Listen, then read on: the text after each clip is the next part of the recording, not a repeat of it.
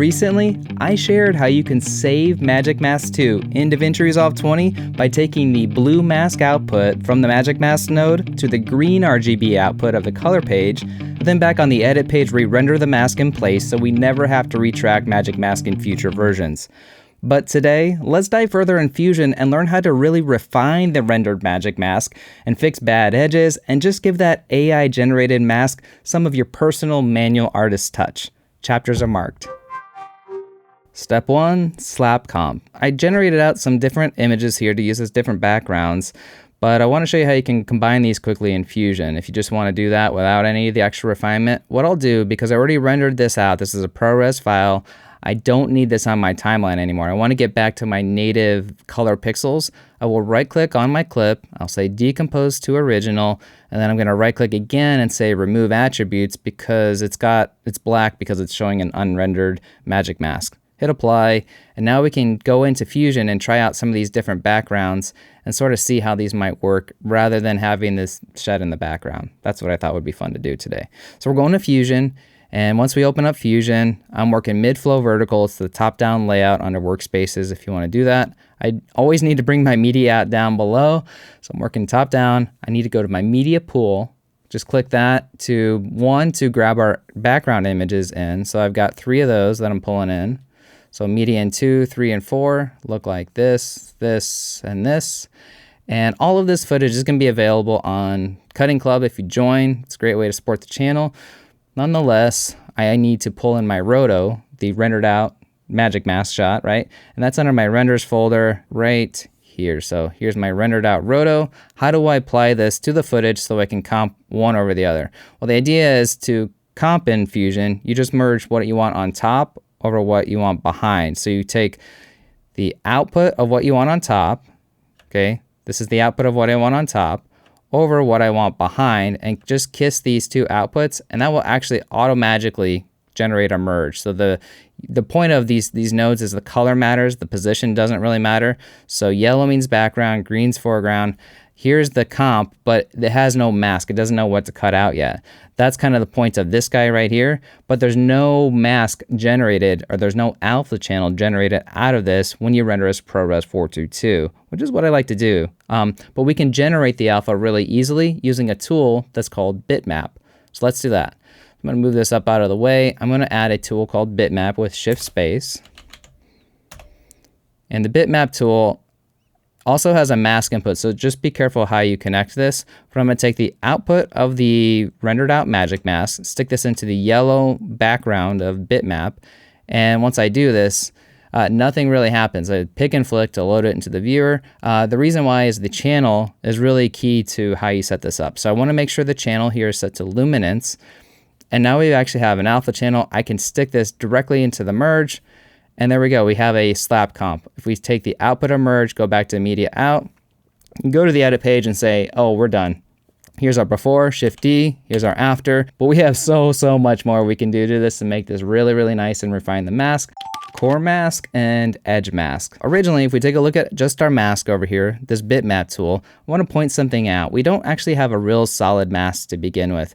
And the tool that's going to be really helpful for us in discovering this sort of stuff, if you open up the subview menu, which you can hit with the Victor key, and then come up here and change this to the color inspector, what happens here is the actual coordinate of the pixel that the cursor is sitting on tells you the code value there in the upper left. So 0.99805 is what I have in the center of this mask here, and that's not fully opaque. That means there's actually some transparency that's going to happen when we view this merged with stuff. If there was stuff that was different underneath, we're actually going to see some of that image underneath. We don't want that. We want to fill that in with a core matte that's solid, but actually still retain all the detail of some of the edge, you know, on the beard and that sort of thing here. So the way we do this is we end up using 2 different masks and we merge those together. So we combine those 2 and get the best of both worlds. I'm going to take a copy of this bitmap tool. The only thing we've changed about it is just we've made it look at the luminance of the rendered out Magic Mask. I'll take a copy of it. So Command C, click Command V, and on this version of it, we're going to make the core matte. Okay, so on this one over here, in fact, let's rename it. I'll hit Function F2 and just call this one core or hard matte. It's got lots of different names. But on this one, what I will do to firm up the inside of here is you can come over here to the inspector and sort of double click in this high value and then move your cursor so you can change the value in the inspector while your cursor is parked over the image. So to change it, I'm using the arrow keys on the keyboard, left, right, up, down. And then you can also add numbers with the number pad, which is what I'm doing here. So I need to decrease this until my alpha value hits 1. There it goes. It hit 1 right around, somewhere around there. So that has filled out. This is completely solid right here. The other thing to know is if you don't have your clip black and clip white checked, you'll start sending this over 1. So it's a good idea. You see it's red. It's 1.00035. It's a good idea to generally keep these checked, especially when you're working on alpha channel manipulations. The other thing is we want to suck this in and firm up anything that is sort of flickering and gray, you know, anything that's out here. There may be some values. In fact, you see right here, if I come here, there's stuff hidden behind the scenes that you're not aware of. See, the alpha value is 0.00354. We can't see that, but we do have a tool that lets us see this a little bit better, and that's called the gain and gamma slider. I have it open up down here, but if you don't, just the shortcut way to actually see your gain and gamma slider is to hold this button. This is your view LUT right here, and that'll be turned on automatically if you have color management turned on, which I do, so we're working in linear. But you just turn up the gamma on this.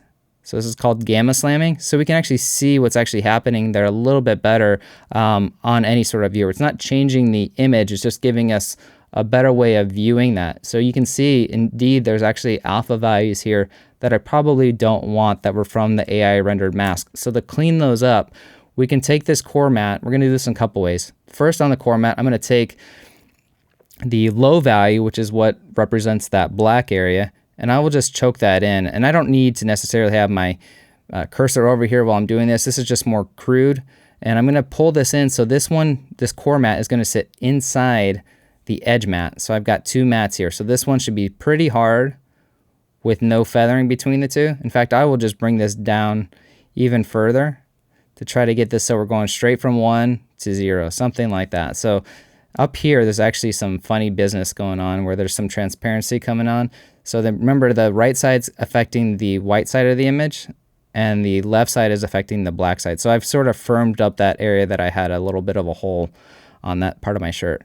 So here's the core matte, here's the soft matte. But in order to combine these, generally you want to shrink the core matte in a little bit. So we're going to use a tool that's called Erode Dilate. Shift space Erode Dilate. Take this into the background of Erode Dilate. And what this is going to do is it's going to just shrink this in. You can see it's pulling those edges in a little bit further so that it can fit nicely, snugly inside of the edges. We're preserving those edges. And we'll also blur this as well. So shift space blur. We'll give a nice little bit of a soft fall off. Maybe you don't need the full value of 1. And the other thing on all these nodes, I think this gives you a little bit better performance boost. I turn off, if I'm only working on an alpha in the inspector, I turn off everything except for the alpha channel. So I'm not processing extra channels and pixels.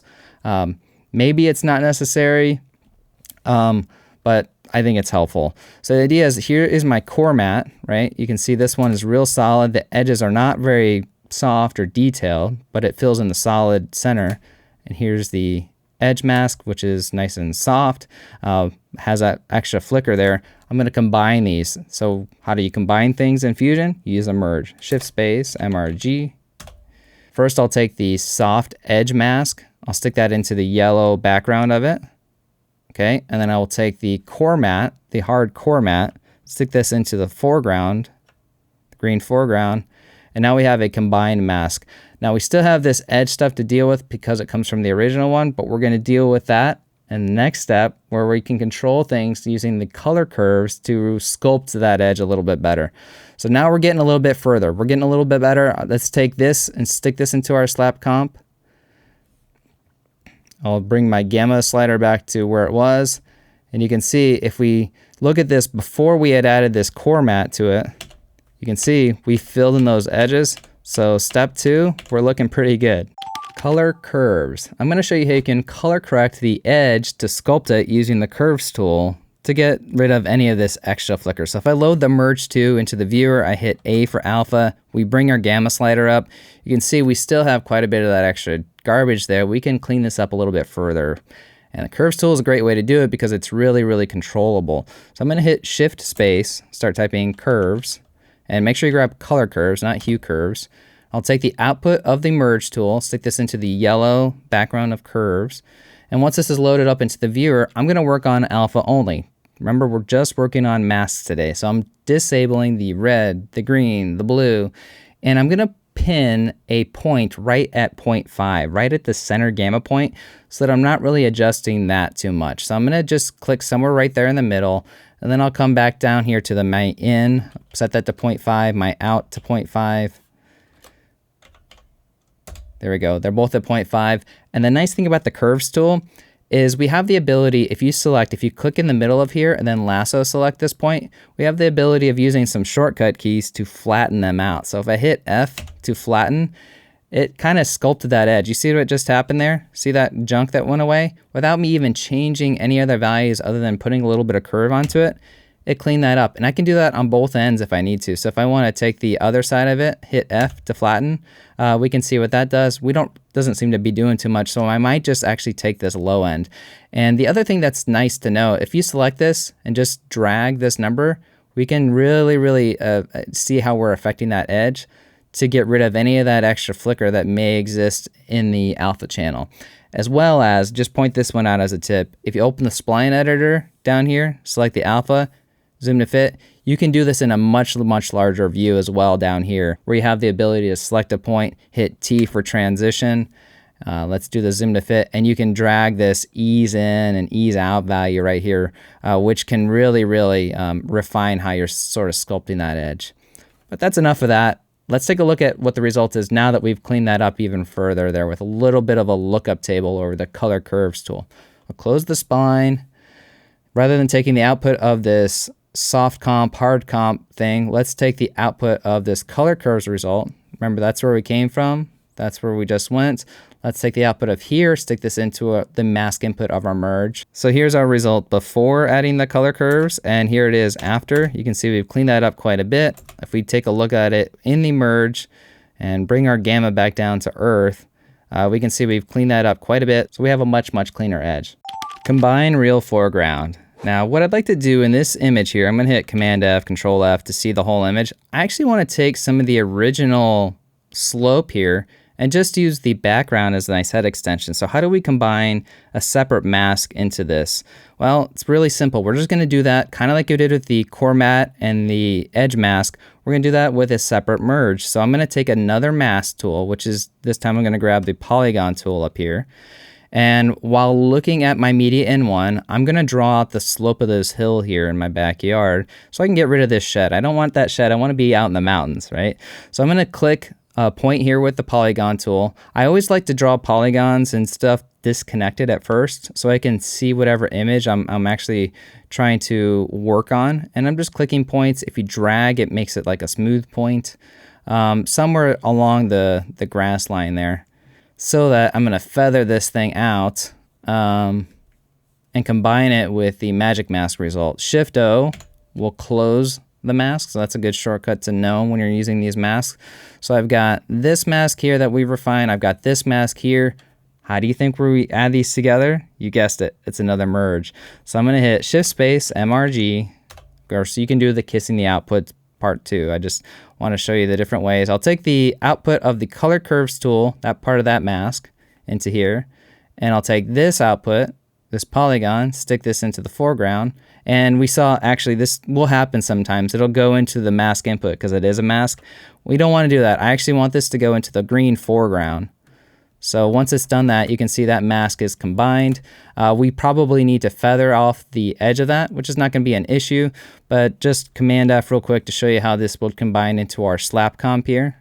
Is we just, rather than taking the output of just me, I take the output from here instead. So disconnect that, take this as our mask that's going into the merge, and see I've got the original foreground that's down here, that hill, but I'm using that new background. It looks pretty fake right now, but we can really simplify this and get this to blend much nicer by just on the polygon tool itself. If you select that, there's like a feathering tool that's built in that's kind of global, and will just allow you to, if you just, actually let's do this by turning off the controls so you can see what's actually happening. You can do that up here by going to show controls. And this is a really important one to enable again once you turn it off, because you'll forget and you'll think your masks are broken. Command K is the shortcut. But yeah, essentially I'm still able to adjust this, but I can see the result of it without that green line being in the way. So something like this is actually blending pretty nicely, I would say. The other thing to be aware of with polygons when you draw them, they're ready to be rotoscoped. In fact, you see over here, right click for shape animation. Generally, when I draw something, unless I know I'm going to animate it, I come over here and I right click on the word that says right click, and I say remove polygon polyline. So that way, if I want to manipulate this with show controls back on, I can come over here, I can Alt or Option drag that point to make any sort of tweaks on how that mask is coming through from my original foreground to this new background. So Command F, I'll deselect that mask, and you can see I've been able to easily add in that original background. Here's the alpha channel we're looking at now. Edge mask blur. So this one is an extra polish step that you're never going to find in another YouTube tutorial that I've seen. But essentially, if you take a look at our comp right here, and we look at these edges here, you'll see there's sort of like a little black edge. It's clearly not integrated into the scene all that great. And one of the tricks to blend it better is to, after you've actually composited it, like we have here, is to just blur the edge, and just blur the edge only. But you blur the whole composite. You don't blur beforehand. So the idea is I'm pulling pixels from this background and from the foreground together, and I'll show you what that looks like. So I'm selecting merge, hitting shift space, blur, just a standard blur tool should work just fine. And if you take a look at the results of this and keep an eye on that shoulder there, you can see now all of a sudden this blends really nice. It did create another issue, is I've blurred the entire image, so this is going to be my custom edge mask setup so that we can limit this to just the area that we need to blend the new background with the original foreground. All right, so here's how we're going to do that. I am going to take the output of this mask right here, which we're pretty happy with, right? Doing all right. And I'm going to make an edge mask from this. So if I hit Command F so you can see the whole thing, the idea here is first I'm going to blur that edge mask. This is the trick. Blur first. And we'll do this off to the side because we're essentially building an edge mask that's separate from the mask that's doing the compositing. So this one's just going to blur those edges just a little bit. You know, maybe even doesn't even need that much, maybe something like 0.5. And then I'm going to make use of another curves tool to really precisely grab the semi-transparent edge right here, okay? Since we're working just on a mask, again, a good idea to turn off your RGB, and I will add another curves tool, so color curves. This color curves tool, again, just working on the alpha. And to build the edge mask out, I'm going to take the output of this blur into my background of the color curves. On the color curves, the way we can extract just a custom edge mask out of it, kind of like before, I'm going to select a point right at 0.5. I'll actually type it in 0.5, but the output, bring that all the way up to 1. And then on the far right side, we're going to actually drop that output down to 0. And then here's the secret to this. If you hit S here for smooth and S and S, what we've just done is given ourselves the ability to sculpt the inside and outside edge really, really precisely. This blur here is also going to control this as well. So you can see how nice, this is probably my favorite way of making an edge mask. So we can really, really, you know, hone that in. So if we were to take this output and stick this into the blur mask input, so here's our blur right now, we're blurring everything. The idea here is, what if we masked off the blur so it only was hitting the edges, right? So you can see now, if I saw this before, Command P turns it off and on, we've nicely blurred just those edges. But there's one more thing here that I'm missing, and that's the fact that I'm actually, this is not a composite, this bottom part, that's the actual real foreground. I want to stencil out this. So we're going to do this with another merge node to interact and combine masks. So I'm grabbing another merge, MRG, and this merge is going to take our edge mask. Okay, there's our nice edge mask. I'm going to take the output of this guy, and actually, again, all this sort of stuff, turn off RGB. I don't know, maybe a developer will tell me I don't need to do that, but I want to make things as fast as possible, so I generally do that when I just work on masks. I'm going to take the output of the curves, stick this into the merge, and the other thing that I want to pay attention to is I want to subtract the area that I don't need mask. The area I don't need mask was this manual shape that we had drawn out with the polygon tool. This is the beauty of nodes, right? I'm going to take the output of this polygon mask into the foreground here, merge, and it's not doing quite what I want initially because it's just putting one over the other. But what you can do is you can change the operator over here. Instead of being over, you can change this to something like stencil. And essentially what that did is it just made a stencil. It just cut out. So I just have that part that's going to get the blur that I want in this tool over here. So rather than taking the full body to blur, what I'm going to do with this is I'm going to just take this shoulder region, this top head region, to blur that in the composite. And so you can see if I turn this before and after, Command P, Command to turn that on and off, I'm not affecting this edge here, but it really, really helps turned on up there on that top part to get rid of that black edge, and really just, it pulls the color pixels all along. So let me hit Command F, and you can sort of see what we're looking at there.